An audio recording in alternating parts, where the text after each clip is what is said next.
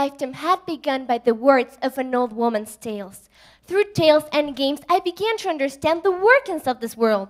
I first learned that I shouldn't put my hands on fire or else I get burned. That fairy tales would always end with the good prevailing. And that I should not scream to my parents or else I get grounded. I remember looking up to the big ones and wondering, how did they seem so big and fearless? And I was so small and fragile, but I see this world and mimic what I liked about it. But you all know how the magic of being a little kid works. You can become anything and everything, and all it takes is for you to imagine it. Because that is the moment when dreams can come true, when the boundaries set between fantasy and reality are completely non-existent. Life went on, and I started to grow up. I realized that if I wanted to become an astronaut and wander through the distant galaxies, I actually needed to learn about this gigantic place we call space. So I started learning. Opportunities came, and I never missed the chance to open my arms and try to catch every single gift life threw at me. But the day when I reached my mother's height arrived.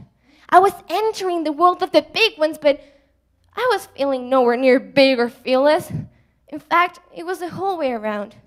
The funny thing is that as a child, you never question who you are to just become whatever it is that you want to be. But as you start to grow up, questions and doubts start to fill your system, and everything becomes much more harder. I realized that life wasn't this game I could play and pause whenever I felt like it. I couldn't tell the people in my life or my friends that they were not playing by the rules and they had to change their ways. I couldn't drop the whole thing off whenever I felt like it.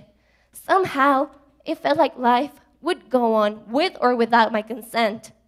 So I felt on the back of this really long train, waiting for it to stop at some point, but all it did was accelerate every time we passed the station. However, and with time, I learned to enjoy the ride. And every now and then, the motorman would stop the train and scream, "Everyone aboard!" And new people would get in the train. Some would only stay there for a few moments and go down. Others would sit so far away, I would barely notice them. But the ones around me, those were meant to stay. And I guess that's what you can call the principle of friendship. So it was a shock to me when a few of them decided to go down and never come back. And even more stunning when at some moments it felt like the only people in that wagon were me and the distant fellows over there. Everything was turning empty and lonesome. The world of wonders seemed to be dissipating into the thin air. Until one day, I decided to jump out of that empty wagon and fly. And I found myself submerged in this world of expectation, this massive roulette upon everyone would only bet on their favor, and people, they would be expecting and wanting things from you. Suddenly, my arms were not being wide enough to catch everything that was thrown at me. And the things I was already carrying were too heavy for me to bear. My arms and shoulders were aching, and I felt like shredding, until I discovered that there are some burdens that you can share. So I decided to trust people. The wonder came back to my eyes. I taught myself to learn from everyone and every day, and that the best teachers in life are not always school-related, although sometimes they are. And that there is no one that is too good or too bad, as I said. But I was a naive little girl, because there is bad and there is evil, and sometimes life just kicks you so hard in the stomach that you're left on the floor bitten, listening to life laugh mockingly at you as you feel everything fall apart.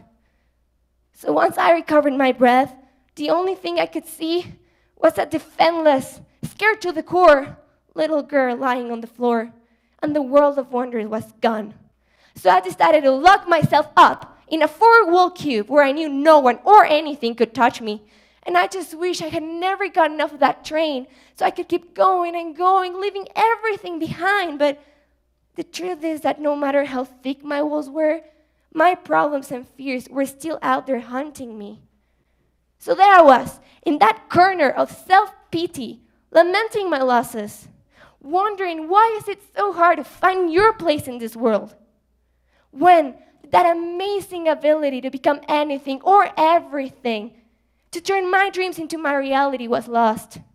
And then I discovered that I was wrong again. I still had it in me. The magic of being a little child was within myself, and the world of wonders was around me, waiting for me to open my eyes and observe it.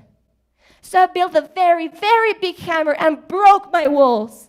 I started to crawl out of that little hole, stretch my arms, bend my knees until I recovered my balance.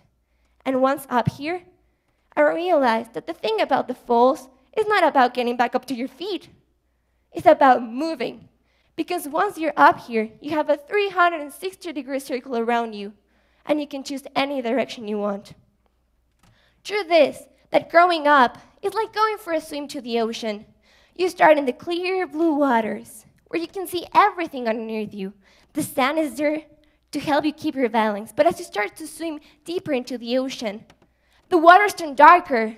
The strength of the waves becomes so hard that they only want to push you back to that shoreline you already left behind. And you realize that the sand is now too far away from your feet. And that instead, a whole world of the unknown lies beneath you.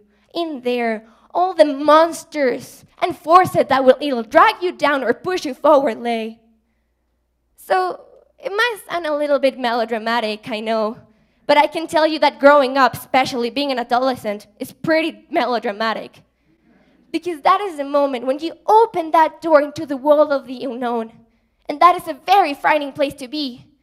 Because you'll find people with the strength of massive waves that only want to direct your life, like if it was theirs. You find all the things that you want to understand but never will. All those monsters and fears that you try so hard to run away from. But you'll also find life's greatest treasures, mysteries, and adventures. You see, beauty is not always found in certainty, laughter, or happy endings. It is also found in sadness, in moments of madness, and uncertain things.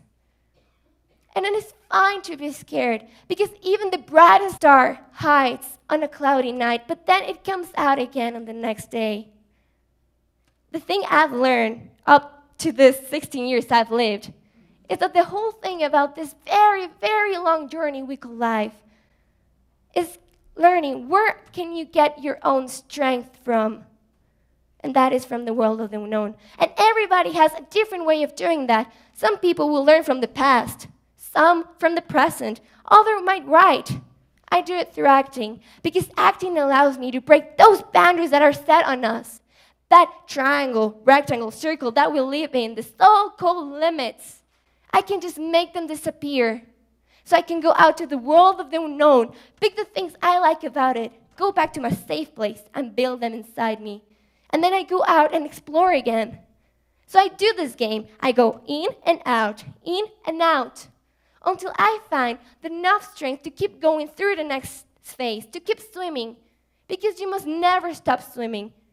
You never know if you'll actually make it to the coastline, but you will always have to follow your own path. I know that it might be hard, that it might be scary, but you always have to continue. At the end of the day, the only expectations you need to fulfill are yours. Believing in yourself, believing in others is what will give you this massive force, this strength to keep swimming to that shoreline. You have the ability to listen and to be heard. You can change and move mountains with words, so don't waste it.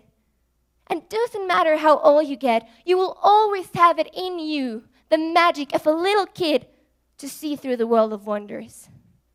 Thank you.